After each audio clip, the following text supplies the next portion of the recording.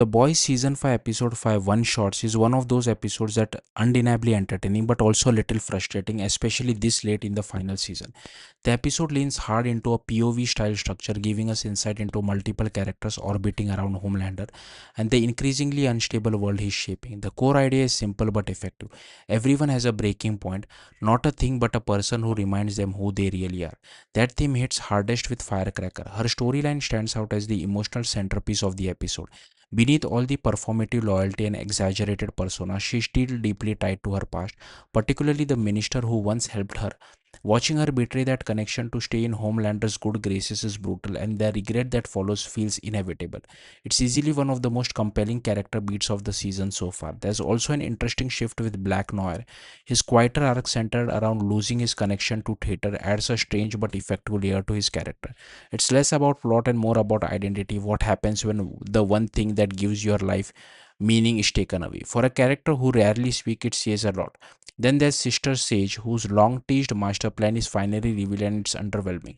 For someone constantly framed as the smartest person in the room, her strategy essentially boils down to letting chaos unfold and benefiting from it. It doesn't feel particularly clever or earned, which takes some of the impact out of her character. Meanwhile, the larger narrative, especially the hunt for V1, continues to drag. At this point, it feels less like a driving force and more like background noise.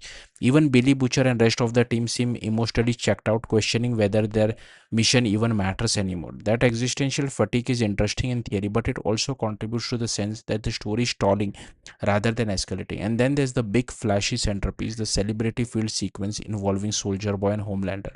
On paper, it's fun, a reunion of familiar faces, meta humor, and chaotic energy, but in execution, it feels indulgent, like the show is taking a detour to entertain itself rather than push the story forward.